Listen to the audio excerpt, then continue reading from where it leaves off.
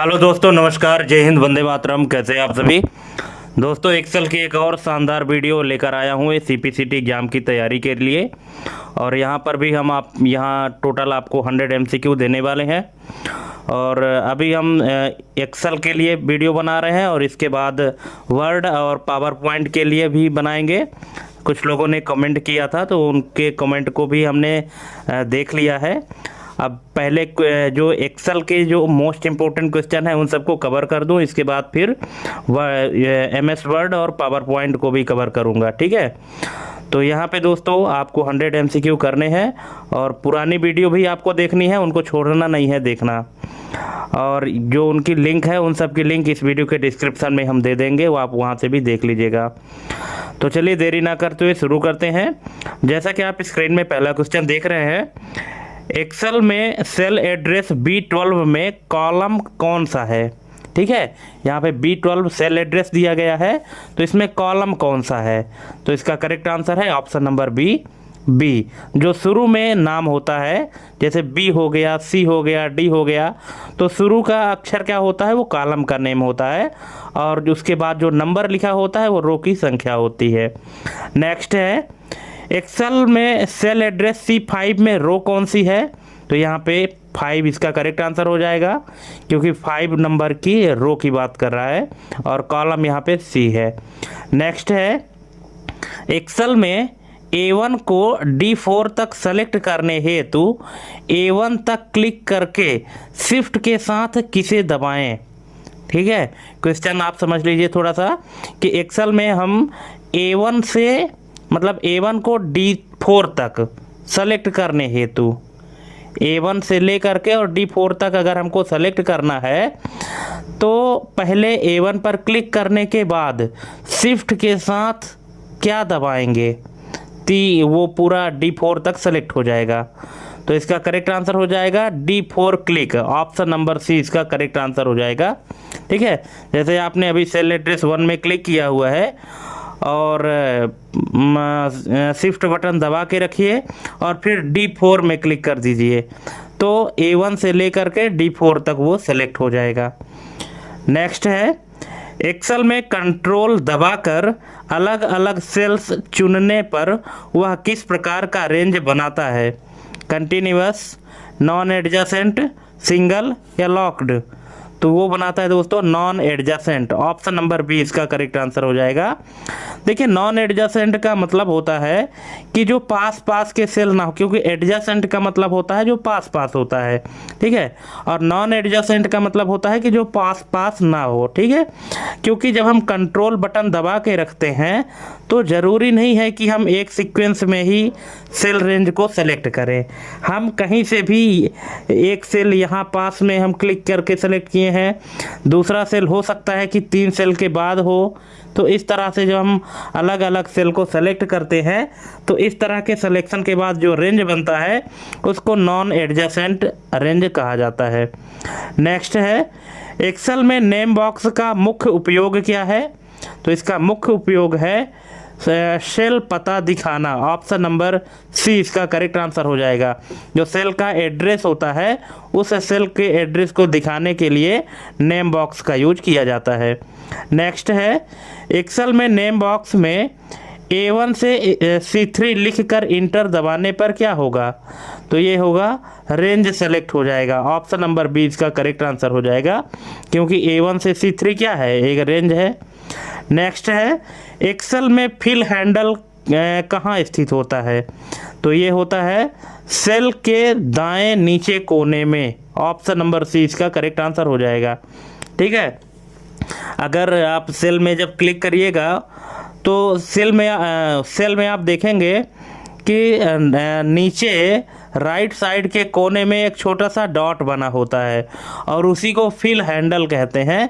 क्यों कहते हैं, जैसे अगर आपको कोई नंबर भरना है या कोई भी टेक्स्ट भरना है तो आप ये जिस सेल में आपने लिखा है उस सेल में लिखने के बाद जब उसको सेलेक्ट रहता है तो आप देखेंगे कि नीचे दाएं कोने में एक छोटा सा डॉट रहता है, उसको आप जैसे ही पकड़ के नीचे ड्रैग करेंगे तो पूरा टेक्स्ट ऑटोमेटिक फिल हो जाएगा।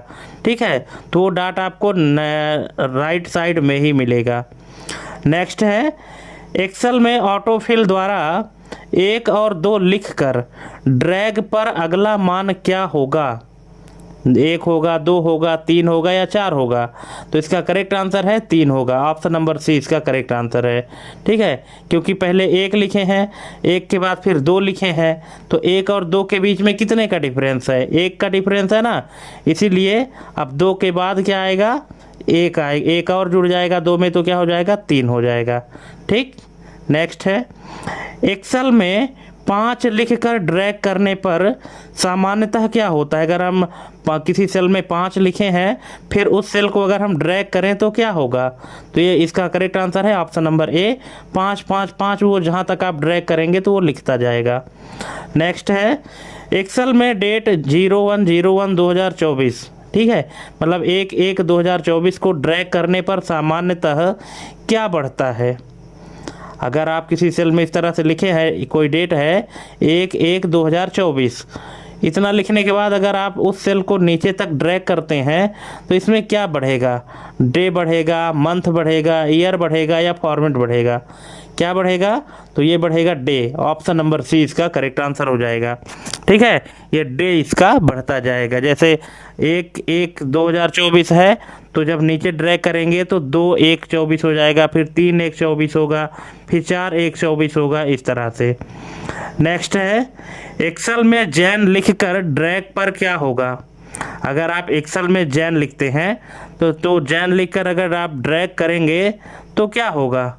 तो ये होगा फेब और मार्च। ठीक है, ऑप्शन नंबर डी, क्योंकि जैन का ये शॉर्ट एक्सेल क्या समझता है? जनवरी, और इतना लिखने के बाद अगर आप ड्रैग करेंगे तो ऑटोमेटिक प्रत्येक महीने के शुरू के 3 अक्षर ऑटोमेटिक वो लेता चला जाएगा नीचे तक। ठीक है, इसलिए जैन लिखने के बाद जैसे आप ड्रैग करेंगे तो क्योंकि जनवरी के बाद फरवरी फिर मार्च आता है, तो इस तरह से ये सीक्वेंस बन जाएगा। ऑप्शन नंबर डी इसका करेक्ट आंसर हो जाएगा।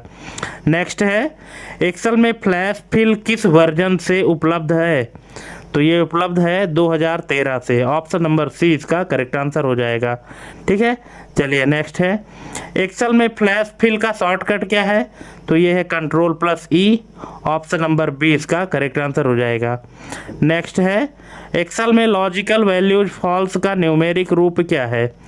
एक्सेल में अगर कोई लॉजिकल वैल्यू फॉल्स होती है तो इसका न्यूमेरिक रूप क्या है? 1 है, 0 है, -1 है या ब्लैंक है? तो ये है 0। ऑप्शन नंबर बी इसका करेक्ट आंसर हो जाएगा। ठीक है, क्योंकि 0 का मतलब फॉल्स है और 1 का मतलब ट्रू है। नेक्स्ट है, एक्सेल में ट्रू का न्यूमेरिक संख्या क्या है? यही देखिए आ ही गया क्वेश्चन, तो इसका है 1। Option number A.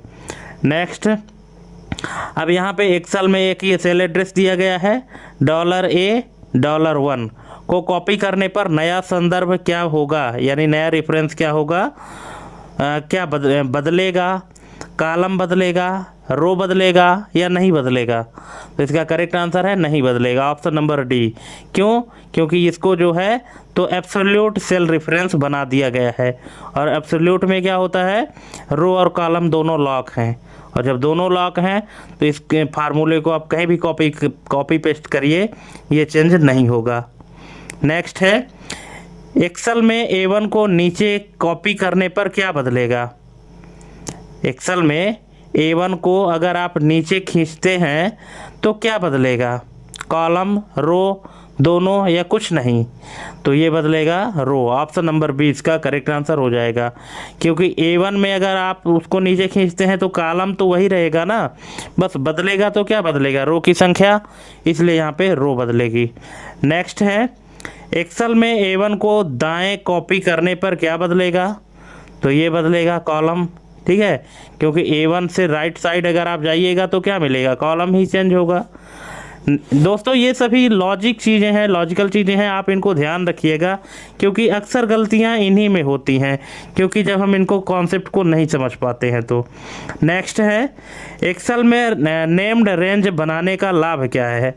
तो इसका लाभ है फार्मूला सरल। ऑप्शन नंबर बी इसका करेक्ट आंसर हो जाएगा। फार्मूला लिखने में सरलता होती है अगर हम नेम्ड रेंज बना लेते हैं तो। नेक्स्ट है, एक्सेल में Ctrl+Space से क्या सेलेक्ट होता है? तो ये होता है कॉलम। ऑप्शन नंबर 20 का करेक्ट आंसर हो जाएगा। कंट्रोल प्लस स्पेस अगर आप दबाते हैं तो इससे कॉलम सेलेक्ट होता है।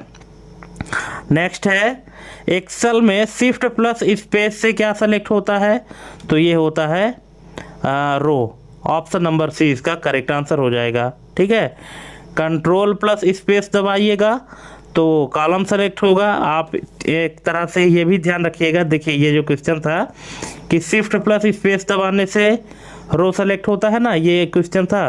और इसके पहले जो क्वेश्चन था ये कि कंट्रोल प्लस स्पेस दबाने से क्या सेट होता है, मतलब क्या सेलेक्ट होता है, कॉलम। आप इसको थोड़ा सा शॉर्टकट तरीके से ऐसे भी याद रख सकते हैं कि जैसे सी फॉर कंट्रोल और सी फॉर कॉलम। ठीक है, तो कंट्रोल प्लस स्पेस अगर है तो कॉलम सेलेक्ट होगा।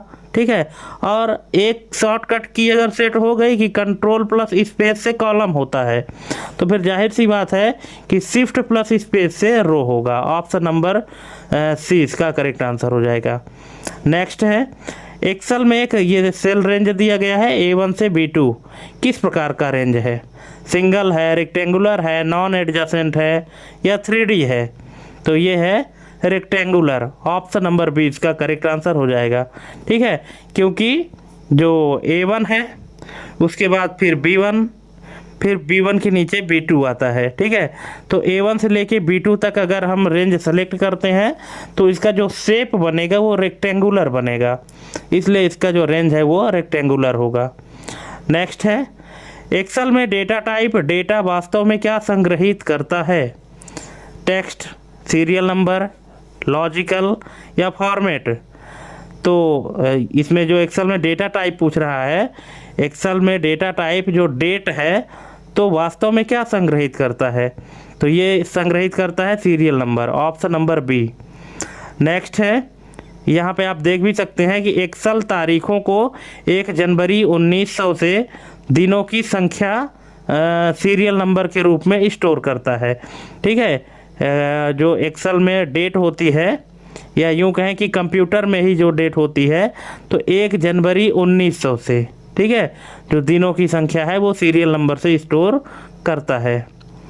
नेक्स्ट है एक्सेल में टाइम वैल्यू किसका भाग होता है, इंटीजर, लॉजिकल, टेक्स्ट या फ्रैक्शन। तो ये एक्सेल में जो टाइम है तो ये वैल्यू है फ्रैक्शन का। Option number D. नेक्स्ट है यहाँ पे इसको भी थोड़ा सा समझ लीजिए कि समय को 24 घंटे के दिन के एक अंश के रूप में देखा जाता है। जैसे जब 12 बजते हैं तो 12 बजे PM, तो इसका इक्वल टू होता है 0.5। नेक्स्ट है एक्सेल में यदि 10 को टेक्स्ट के रूप में दर्ज किया जाए तो डिफ़ॉल्ट अलाइनमेंट क्या होगा। ठीक है, 10 वैसे तो नंबर है पर यदि इसको टेक्स्ट के रूप में डिफाइन किया जाए या दर्ज किया जाए तो इसका डिफ़ॉल्ट अलाइनमेंट क्या होगा, राइट, सेंटर, लेफ़्ट या जस्टिफाई।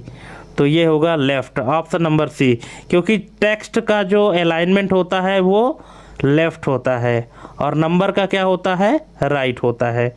ये बाय डिफ़ॉल्ट जो अलाइनमेंट होता है। नेक्स्ट है एक्सेल में सेल एड्रेस AA10 में कॉलम का वास्तविक क्रमांक क्या है। ठीक है, एक सेल एड्रेस है AA10 यानी 8810 में कॉलम का वास्तविक क्रमांक क्या होगा, 10, 26, 27 या 11। तो इसका करेक्ट आंसर है 27। Option number C. अब यहाँ पे 27 कैसे होगा, क्योंकि देखिए आपको भी पता है कि अल्फ़ाबेट में कितने अक्षर होते हैं, 26 होते हैं। तो एक बार तो शुरू से लेकर के लास्ट तक 26 Z तक चला गया। ठीक है, ABCD से लेकर Z तक, लेकिन Z तक में तो टोटल 26 ही आए। अब फिर से कॉलम का एड्रेस चाहिए तो अब वहाँ से क्या शुरू होगा, AA, AB, AC, AD, AE इस तरह से। ठीक है, तो अब Z के बाद जैसे ही डबल A आया इसका मतलब वो 27वां अक्षर होगा या उसका जो क्रमांक है उस कॉलम का तो 27वां क्रमांक होगा। नेक्स्ट है एक्सेल में यदि A1 में 1/2/2024 दर्ज हो तो डेट का आंतरिक संग्रहण क्या होगा, टेक्स्ट, सीरियल नंबर, फ्रैक्शन या लॉजिकल, तो ये होगा सीरियल नंबर, क्योंकि हमने आपको पहले ही बताया है कि जो डेट है तो आंतरिक रूप से सीरियल नंबर के रूप में स्टोर होता है। नेक्स्ट है, एक्सेल में एक्टिव सेल और सेलेक्टेड रेंज में मुख्य अंतर क्या है? तो इसका मुख्य अंतर है एक्टिव एक, ऑप्शन नंबर डी, यानी सेल जो है तो एक समय में सिर्फ एक ही सेल एक्टिव हो सकता है, लेकिन सेलेक्टेड सेल जो है तो एक समय में कई सारे रेंज जो है तो सेलेक्ट हो सकते हैं। पर एक्टिव सेल की अगर बात करें तो एक समय में एक ही सेल एक्टिव होगा। एक्टिव का मतलब ये होता है कि आप उसमें कुछ भी एडिटिंग कर रहे हैं या आपका कर्सर जो है तो उसमें ब्लिंक करे, ठीक है, वो आपका एक्टिव सेल होता है। और सेलेक्टेड सेल के लिए तो फिर आप किसी भी सेल को सेलेक्ट कर सकते हैं, कितने भी सेल का। तो ये अंतर है दोनों में, एक्टिव और सेलेक्टेड में, एक्टिव सेल और सेलेक्टेड रेंज में। नेक्स्ट है, अब यहाँ एक्सेल में एक रेंज दिया गया है A1 से B3 और D1 से D3 को कंट्रोल से चुनने पर किस प्रकार का रेंज बनेगा? किस प्रकार का रेंज बनेगा? तो ये बनेगा non adjacent, option number C इसका करेक्ट आंसर हो जाएगा, ठीक है, क्योंकि कंट्रोल दबाने पर क्या होगा, आप अलग अलग सेल को सेलेक्ट करेंगे, और जब आप अलग अलग सेल को सेलेक्ट करेंगे तो जाहिर सी बात है कि वो आसपास के तो बनेंगे नहीं, तो फिर वो नॉन एडजेसेंट ही कहलाएंगे। नेक्स्ट है, एक्सेल में 2 और 4 लिखकर ऑटो फिल करने पर अगला मान क्या होगा? ठीक है, एक्सेल में जैसे पहले सेल में 2 लिखे, दूसरे में 4 लिखे, अब इसको अगर हम ऑटो फिल करें तो अगला मान क्या होगा? तो इसका अगला मान होगा 6, ठीक है। कैसे होगा? क्योंकि 2 और 4 के बीच में कितने का डिफरेंस है? 2 का डिफरेंस है, यानी 2 में 2 जोड़े तो 4 आया, अब 4 में फिर से 2 जोड़ेंगे तो क्या आएगा? 6 आएगा। तो इसी तरह से आगे वो कैलकुलेशन करता जाएगा ऑटो फिल में, ठीक है। नेक्स्ट है, एक्सेल में 5 और 5 लिखकर ड्रैग करने पर क्या होगा? तो ये होगा 5 5 ही आएगा, ऑप्शन नंबर सी। नेक्स्ट है, एक्सेल में यदि A1 में MON और A2 में TUE हो तो ड्रैग करने पर क्या होगा? तो इसका करेक्ट आंसर है ऑप्शन नंबर ए, WED और THU। कैसे? कि जैसे मंडे का MON और ट्यूसडे का TUE, ठीक है। और इतना लिखने के बाद अगर हम नीचे ड्रैग करते हैं तो आगे का जो डे है उनका नाम आ जाएगा, जैसे मंडे, ट्यूसडे, वेंसडे, थर्सडे, ठीक है। तो ये आ जाएगा ऑप्शन नंबर ए। नेक्स्ट है, एक्सेल में फ्लैश फिल किस आधार पर कार्य करता है? तो ये कार्य करता है पैटर्न के आधार पर, ऑप्शन नंबर बी, ठीक है। जो फ्लैश फिल है तो पैटर्न के आधार पर काम करता है। नेक्स्ट, एक्सेल में यदि A1 से 100 टेक्स्ट रूप में हो तो सम में उसका व्यवहार कैसा होगा? एक्सेल में जिस सेल A1 है उसमें 100 लिखा गया है, लेकिन वो किस फॉर्मेट में है? टेक्स्ट के फॉर्मेट में है। अगर इसको हम सम में उसका उपयोग करना चाहें तो सम उसके साथ कैसा व्यवहार करेगा? जोड़ा जाएगा, अनदेखा करेगा, एरर देगा या ट्रू बनेगा? तो इसका करेक्ट आंसर है अनदेखा करेगा, ऑप्शन नंबर बी इसका करेक्ट आंसर हो जाएगा, यानी इग्नोर कर देगा कि वो टेक्स्ट में है कि किस में है, ठीक है, वो उसको जोड़ देगा। नेक्स्ट है, यहाँ पे ये बताया भी है कि सम फंक्शन सेल में मौजूद टेक्स्ट मानों को नज़रअंदाज कर देता है। नेक्स्ट है, एक्सेल में $A1 को दाएं कॉपी करने पर क्या बदलेगा? ठीक है, जहाँ पे ये सेल एड्रेस है A1 उसके राइट साइड हमको क्या करना है? कॉपी करना है। और अगर हमको कॉपी करना है तो बदलेगा क्या? क्या बदलेगा? रो बदलेगा, कॉलम बदलेगा, दोनों बदलेगा या कुछ नहीं बदलेगा? इसका करेक्ट आंसर है कुछ नहीं बदलेगा। क्यों नहीं बदलेगा? क्योंकि अगर जब हम राइट साइड इसको कॉपी करेंगे यानी ड्रैग करेंगे तो होगा क्या कि बदलना तो चाहिए कॉलम, लेकिन कॉलम को तो लॉक किया गया है तो कॉलम तो बदल नहीं सकता। और 1 इसलिए नहीं बदलेगा क्योंकि हम राइट साइड जा रहे हैं तो उसी वाले रो में रहेंगे, इसलिए रो भी नहीं बदलेगा, ठीक है। इसलिए यहाँ पे $A1 को अगर राइट साइड कॉपी करते हैं तो कुछ भी नहीं बदलेगा। नेक्स्ट है, एक्सेल में $1 को नीचे कॉपी करने पर क्या बदलेगा? ठीक है, तो नीचे अगर हम कॉपी करते हैं तो क्या बदलेगा, तो क्या बदलेगा, कॉलम बदलेगा। ठीक है, ऑप्शन नंबर ए इसका करेक्ट आंसर हो जाएगा। यहाँ पे क्या लिखा गया है कि $1 को नीचे अगर हम कॉपी करते हैं तो क्या बदलेगा, तो यहाँ पे लिखा गया है कि इसको कॉलम बदलेगा। ऑप्शन नंबर ए इसका करेक्ट आंसर हो जाएगा। लेकिन इस क्वेश्चन में थोड़ा सा हमको भी डाउट लग रहा है, क्योंकि कॉलम तो नहीं बदलेगा, यहाँ भी कुछ नहीं बदलेगा दोस्तों। ठीक है, क्योंकि नीचे अगर हम कॉपी करते हैं तो कॉलम तो वही रहेगा, और क्या बदलना चाहिए, रो को बदलना चाहिए, लेकिन रो को लॉक किया गया है, इसलिए रो भी नहीं बदलेगी। इसका मतलब यहाँ भी ये कुछ नहीं बदलेगा, कॉलम भी नहीं बदलेगा। ठीक है, यहाँ इसका आंसर जो है क्वेश्चन नंबर 36, यहाँ पे आई थिंक थोड़ा सा मिस्टेक है, आप लोग इसको क्लियर करके बताइएगा कि इसके हिसाब से क्या होना चाहिए। ठीक है, यहाँ इसका जो आंसर है ये हमको गलत लग रहा है, जो कॉलम बताया गया है ये गलत लग रहा है, हमको लगता है कुछ नहीं बदलेगा। लेकिन एक बार आप लोग प्रैक्टिकल करके और फिर कमेंट करिएगा। नेक्स्ट है, एक्सेल में नेम बॉक्स में नया नाम लिखकर इंटर करने पर क्या बनता है, तो ये बनता है named range, option number C. Next है, एक्सेल में नेम्ड रेंज हटाने हेतु किसका उपयोग होता है, तो ये होता है नेम मैनेजर का, option number B. Next, Excel में कंट्रोल+A का प्रयोग, पहला प्रयोग क्या सेलेक्ट करता है, तो ये करता है active region, option number B इसका करेक्ट आंसर हो जाएगा। नेक्स्ट है, एक्सेल में कंट्रोल+A को 2 बार दबाने पर क्या सेलेक्ट होता है, तो ये होता है पूरी शीट, ऑप्शन नंबर सी इसका करेक्ट आंसर हो जाएगा। पूरी की पूरी शीट सेलेक्ट हो जाती है कंट्रोल+A 2 बार दबाने पर। नेक्स्ट है, एक्सेल में यदि केवल एक डेट दर्ज हो और ड्रैग किया जाए तो डिफ़ॉल्ट इंक्रीमेंट क्या होगी, मंथ, ईयर, डे या वीक, तो इसका करेक्ट आंसर है डे, ऑप्शन नंबर सी इसका करेक्ट आंसर हो जाएगा। नेक्स्ट है, एक्सेल में कस्टम लिस्ट किस सुविधा से संबंधित है, तो ये संबंधित है ऑटोफिल से, ऑप्शन नंबर सी। नेक्स्ट है, एक्सेल में ट्रू को नंबर में बदलने पर परिणाम क्या होगा, तो अगर एक्सेल में ट्रू को नंबर में बदलते हैं तो इसका परिणाम होगा 1, ऑप्शन नंबर बी। नेक्स्ट है, एक्सेल में टाइम 12 PM का आंतरिक मान लगभग क्या होगा, तो ये होगा 0.5, ऑप्शन नंबर ए।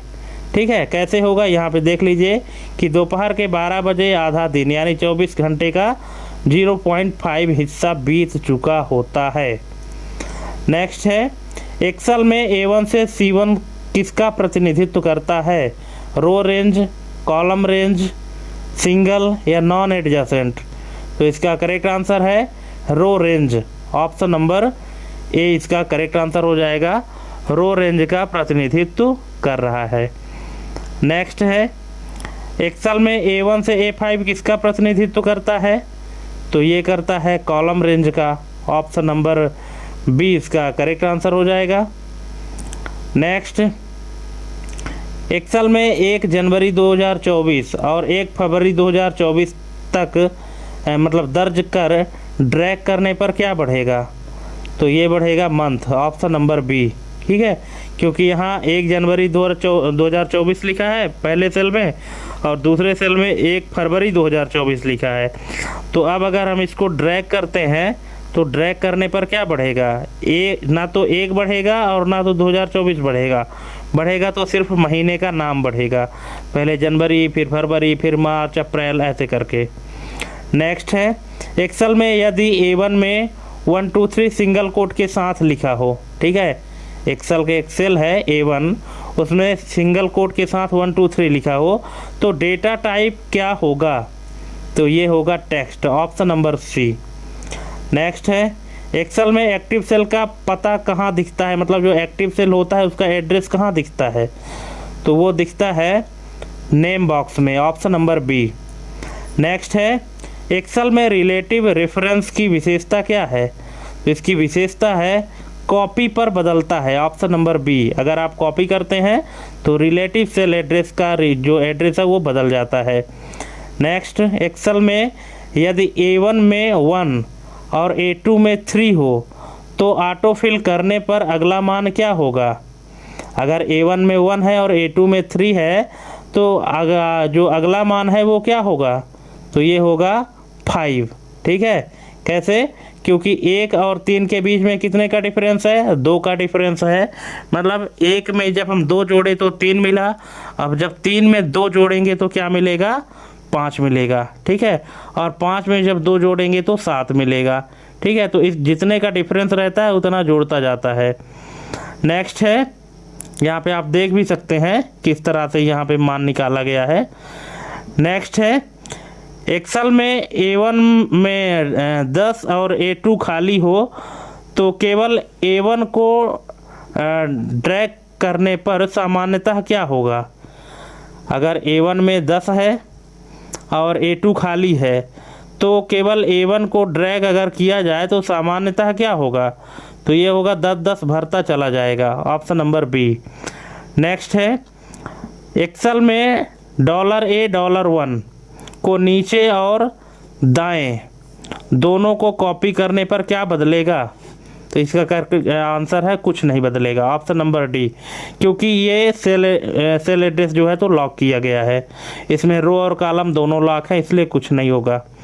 नेक्स्ट है, एक्सेल में A1 को B2 से कॉपी करने पर नया संदर्भ क्या होगा, तो ये होगा B2, option number B. Next, यहाँ पे आप इसका एक्सप्लेनेशन भी पढ़ सकते हैं। नेक्स्ट है, एक्सेल में यदि A1 में 1/1/2024 और A2 में 3/1/2024 हो तो ड्रैग करने पर क्या अंतराल रहेगा, तो ये रहेगा 2 दिन का, ऑप्शन नंबर 20 का करेक्ट आंसर हो जाएगा। ठीक है, क्योंकि 1 जनवरी 2024 और 3 जनवरी 2024 इन दोनों डेट के बीच में 2 दिन का डिफरेंस आ रहा है। नेक्स्ट है, एक्सेल में फ्लैश फिल स्वतः सुझाव देने के लिए किसकी प्रतीक्षा करता है, तो ये करता है पैटर्न की, option number B. Next, Excel में कंट्रोल प्लस एरो दबाने पर क्या होता है, तो ये होता है डेटा अंत तक जाता है, ऑप्शन नंबर सी। नेक्स्ट है, एक्सेल में शिफ्ट प्लस एरो दबाने पर क्या होता है, तो ये होता है सेलेक्ट बढ़े, ऑप्शन नंबर ए इसका करेक्ट आंसर हो जाएगा। अगर आप शिफ्ट के साथ एरो बटन दबाते हैं तो इसका मतलब है कि जो सिलेक्शन है वो आगे की ओर बढ़ता जाता है। नेक्स्ट है, एक्सेल में नेम बॉक्स द्वारा C5 पर जाने हेतु क्या लिखेंगे, तो ये लिखेंगे C5। अगर C5 में जाना है तो C5 ही लिखना पड़ेगा ना, ऑप्शन नंबर सी। नेक्स्ट है, एक्सेल में ट्रू प्लस ट्रू का परिणाम क्या होगा, तो ये होगा 2 हो जाएगा। क्यों, क्योंकि एक ट्रू का मतलब 1 और दूसरे ट्रू का मतलब 1, तो 1 और 1 2, ऑप्शन नंबर सी। नेक्स्ट है, एक्सेल में फॉल्स प्लस ट्रू का परिणाम क्या होगा, तो इसका करेक्ट आंसर हो जाएगा 1। कैसे, क्योंकि फॉल्स का मतलब 0 और ट्रू का मतलब 1, तो 0 + 1 = 1, क्योंकि 0 में 1 जुड़ेगा तो क्या होगा, 1 ही होगा। नेक्स्ट है, एक्सेल में यदि किसी सेल में 12 AM हो तो फ्रैक्शन मान क्या होगा, 12 बज रहे हो तो इसका फ्रैक्शन मान क्या होगा, तो ये होगा 0, ऑप्शन नंबर ए। ठीक है, कैसे होगा, यहाँ पे आप देख लीजिए कि 12 AM दिन की शुरुआत को दर्शाता है, इसलिए जो आवर है वो क्या है, 0 होगा। नेक्स्ट है, एक्सेल में यदि सेल में 6 AM हो तो उसका लगभग फ्रैक्शन मान कितना होगा, तो ये होगा 0.25, ऑप्शन नंबर ए। ठीक है, तो इसका कैसे होगा ये भी आप देख लीजिए कि 6 घंटे 24 घंटे का चौथा हिस्सा मतलब 1/4 है जो 0.25 होता है। नेक्स्ट है, एक्सेल में A1 से A3 और B1 से B3 को शिफ्ट से चुनने पर क्या होगा, तो ये होगा रेक्टेंगुलर, ऑप्शन नंबर बी इसका करेक्ट आंसर हो जाएगा। नेक्स्ट है, एक्सेल में यदि 1 जनवरी और 15 जनवरी दर्ज कर ड्रैग किया जाए तो अंतराल क्या होगा, तो ये अंतराल है 14 दिन का, ऑप्शन नंबर सी। नेक्स्ट है, एक्सेल में A1 में ट्रू दर्ज हो तो डेटा टाइप क्या होगा, तो डेटा टाइप होगा टेक्स्ट, ऑप्शन नंबर बी इसका करेक्ट आंसर हो जाएगा। अब यहाँ पे देखिए ट्रू जो दर्ज किया गया है ना, तो ट्रू क्या है, सिंगल कोट के अंदर लिखा गया है, ठीक है। अगर विदाउट सिंगल कोट होता तब उसकी बात अलग थी, पर सिंगल कोट में लिखा गया है मतलब वो टेक्स्ट है। नेक्स्ट है, एक्सेल में यदि A1 बराबर 1 और B1 बराबर $A$1 हो तो B1 को नीचे कॉपी करने पर क्या रहेगा, तो ये रहेगा, वही रहेगा ऑप्शन नंबर सी, $A$1। नेक्स्ट है, यदि एक्सेल में यदि A1 बराबर 1 और B1 बराबर $1 है तो B1 को नीचे कॉपी करने पर क्या होगा, तो ये होगा $1 रहेगा, ऑप्शन नंबर सी। नेक्स्ट है, एक्सेल में यदि A1 बराबर 1 और B1 बराबर $A1 हो तो B1 को नीचे कॉपी करने पर क्या होगा, तो इसका करेक्ट आंसर हो जाएगा $A2, ऑप्शन नंबर बी। दोस्तों क्वेश्चन बहुत ही अच्छे हैं, मज़ेदार क्वेश्चन है। अगर आप चाहें तो वीडियो पॉज करके और इनको अच्छे से समझ लीजिए, इनका कॉन्सेप्ट समझ लीजिए, तो आपको और अच्छे से समझ में आ जाएगा। अगर नहीं आता है तो बताइएगा, कमेंट करिएगा, हम आपको हर डाउट क्लियर करेंगे। नेक्स्ट है, एक्सेल में control plus shift plus arrow का उपयोग किस हेतु होता है, तो ये होता है रेंज सेलेक्ट के लिए, ऑप्शन नंबर सी। नेक्स्ट है, एक्सेल में A1 से B1 और A2 से B2 को कंट्रोल से चुनने पर क्या बनेगा, तो ये बनेगा non adjacent, option number C. Next है, एक्सेल में यदि 100 को जनरल फॉर्मेट में रखा जाए तो डेटा टाइप क्या होगा, तो ये होगा number, option number C. Next है, एक्सेल में यदि 1/1/2024 को टेक्स्ट में बदला जाए तो उसका व्यवहार कैसा होगा, ये होगा टेक्स्ट, ऑप्शन नंबर सी इसका करेक्ट आंसर है। नेक्स्ट है, एक्सेल में एक्टिव सेल बदलने से सेलेक्टेड रेंज पर क्या प्रभाव पड़ेगा, तो ये पड़ेगा हटेगा, ऑप्शन नंबर ए इसका करेक्ट आंसर हो जाएगा। एक्सेल में एक्टिव सेल बदलने से सेलेक्टेड रेंज पर क्या प्रभाव पड़ेगा, तो वो उसका है कि वो हट जाएगा। नेक्स्ट है, एक्सेल में फ्लैश फिल फार्मूला बनाए बिना किस प्रकार कार्य करता है, तो ये करता है पैटर्न पहचान कर, ऑप्शन नंबर बी। नेक्स्ट है, एक्सेल में यदि A1 में 2 और A2 में 5 और A3 में 9 हो तो इन तीनों को सेलेक्ट कर ऑटो फिल करने पर अगला मान क्या होगा, ठीक है। तो इसका अगला मान क्या होगा, तो इसका अगला मान होगा 13, ऑप्शन नंबर सी इसका करेक्ट आंसर हो जाएगा।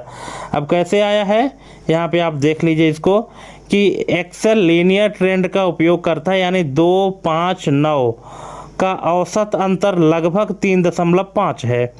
तो एक्सेल की गणना के अनुसार अगला मान 12.66 आता है, जिसे वह 13 के अनुरूप दिखाता है, मतलब राउंड अप करके।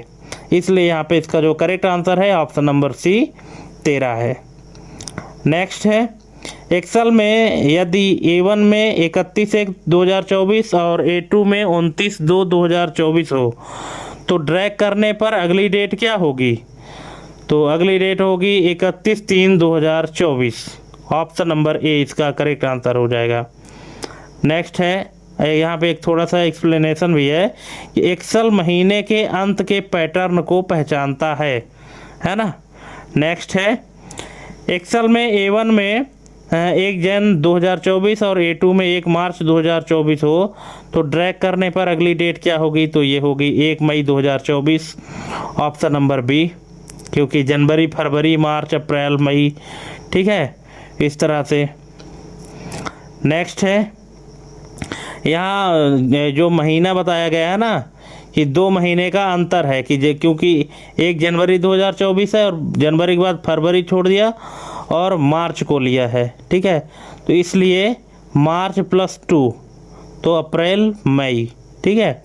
यहाँ पे जो डिफरेंस आ रहा है तो उसी डिफरेंस के आधार पर ही अगली डेट आएगी। नेक्स्ट है, एक्सेल में यदि A1 में 100 टेक्स्ट है और A2 में 200 नंबर हो तो दोनों को सेलेक्ट कर सम करने पर क्या होगा, तो ये होगा 200 होगा, ऑप्शन नंबर बी, ठीक है।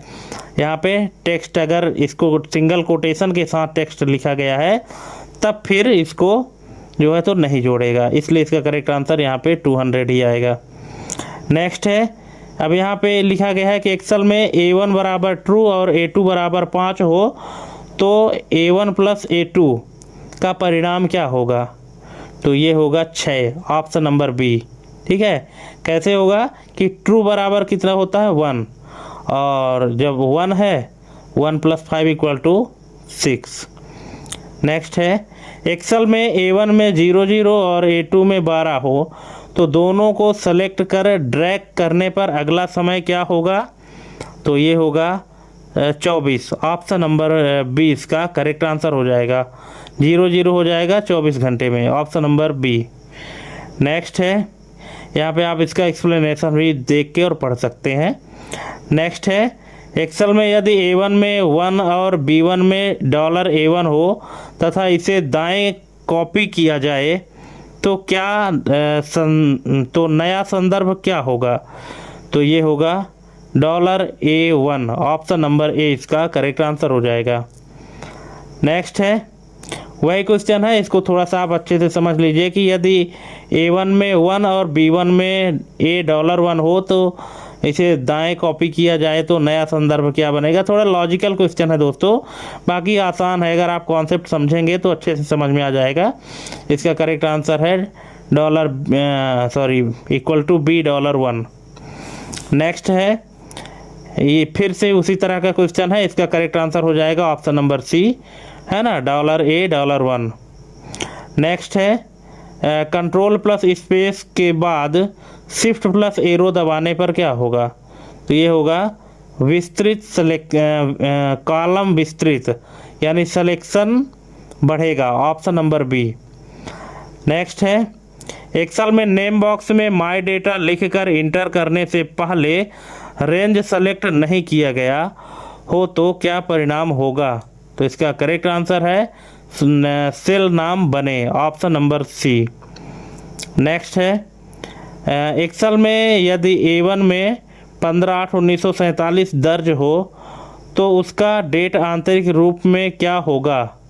तो ये होगा serial number, option number B.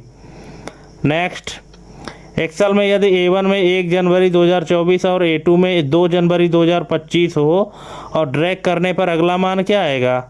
तो ये आएगा 3 जनवरी 2026। ठीक है, क्योंकि यहाँ पे क्या बदल रहा है, यहाँ पे जो है तो डे भी बदल रहा है और ईयर भी बदल रहा है। ठीक है, इसलिए डे भी चेंज होगा और ईयर भी। नेक्स्ट है कि यहाँ पे A1 में 10 और B1 में A1 हो तथा A1 को टेक्स्ट में बदल दिया जाए तो B1 का व्यवहार क्या होगा? तो ये होगा 10, ऑप्शन नंबर ए। नेक्स्ट है यदि A1 में 5 और B1 में A×2 हो तथा B1 को नीचे कॉपी किया जाए तो उसका परिवर्तन क्या होगा? तो उसका परिवर्तन होगा रो संदर्भ, ऑप्शन नंबर ए, यानी रो रेफरेंस। नेक्स्ट है यदि केवल एक सेल सेलेक्ट कर control plus shift plus arrow दबाएं तो क्या होगा? तो ये है डेटा अंत तक सेलेक्ट होगा, ऑप्शन नंबर बी। नेक्स्ट है यदि A1 में जैन और A2 में FEB यानी फरवरी लिखा हो तो ड्रैग करने पर अगला क्या आएगा? तो अगला मार्च आएगा, जनवरी फरवरी मार्च, ऑप्शन नंबर ए। नेक्स्ट है यदि A1 में 0.5 और फॉर्मेट टाइम रखा जाए तो क्या दिखेगा? तो ये दिखेगा 12 PM, option number B, 12 PM दिखेगा। नेक्स्ट है यदि A1 में 1 और A2 में 2 हो तथा दोनों को सेलेक्ट कर ड्रैग करें तो क्या होगा? तो ये होगा 1 1, ऑप्शन नंबर बी। नेक्स्ट है यदि A1 में मंडे और A2 में वेंसडे हो तो ड्रैग करने पर क्या होगा? तो ये होगा फ्राइडे। क्यों होगा? क्योंकि मंडे के बाद क्या आता है? ट्यूसडे, ट्यूसडे के बाद वेंसडे आता है। ठीक है, इसी तरह से यहाँ पे एक एक का गैप करके आएगा, तो वेंसडे के बाद थर्सडे और थर्सडे के बाद फ्राइडे होता है, तो थर्सडे को यहाँ पे स्किप कर देगा। नेक्स्ट है अब यहाँ फिर से लिखा गया कि यदि A1 में A/2 दर्ज हो, मतलब 1/2, यदि A1 में 1/2 दर्ज हो और फॉर्मेट जनरल हो तो डेटा टाइप क्या होगा? तो इसका डेटा टाइप होगा डेट, ऑप्शन नंबर ए। कैसे होगा ये देख लीजिए कि एक्सेल 1/2 को स्वतः रूप से 1 जनवरी या 2 जनवरी की तारीख के रूप में ले लेता है। नेक्स्ट है कि यदि A1 में 1-2 लिखा जाए और वह डेट में बदल जाए तो इसका परिणाम या इसका क्या उदाहरण है। ठीक है, तो यह किसका उदाहरण है, तो ये उदाहरण है ऑटो कन्वर्जन का, ऑप्शन नंबर सी। इसको ऑटो कन्वर्जन कहते हैं। नेक्स्ट है कि यदि नेम बॉक्स में A1 A3 कॉमा के साथ लिखा जाए तो क्या होगा, तो ये होगा non adjacent select, option number C. Next है यदि A1 में ट्रू और A2 में फॉल्स हो तो A×2 करने का परिणाम क्या होगा, तो ये होगा 0, ऑप्शन नंबर बी। ठीक है, क्योंकि 0 को 1 से मल्टीप्लाई करेंगे तो 0 ही आएगा। और ये नेक्स्ट और लास्ट क्वेश्चन है कि एक्सेल में यदि रिलेटिव रेफरेंस और एब्सोल्यूट रेफरेंस का मुख्य अंतर क्या है, तो इसमें मुख्य अंतर है कॉपी पर परिवर्तन, ऑप्शन नंबर सी। ठीक है, तो इस तरह से यहाँ पे हमने आपको 100 क्वेश्चन बता दिया है। और अब अगर आपकी कोई क्वेरी है तो आप कमेंट करके ज़रूर पूछिएगा, है ना, हम आपकी भरपूर मदद करेंगे। और थैंक्स फॉर वाचिंग हमारी ये कंप्लीट वीडियो देखने के लिए। और मिलते हैं अपने अगले वीडियो में एक नए टॉपिक और एक नई जानकारी के साथ। तब तक के लिए जय हिंद, वंदे मातरम।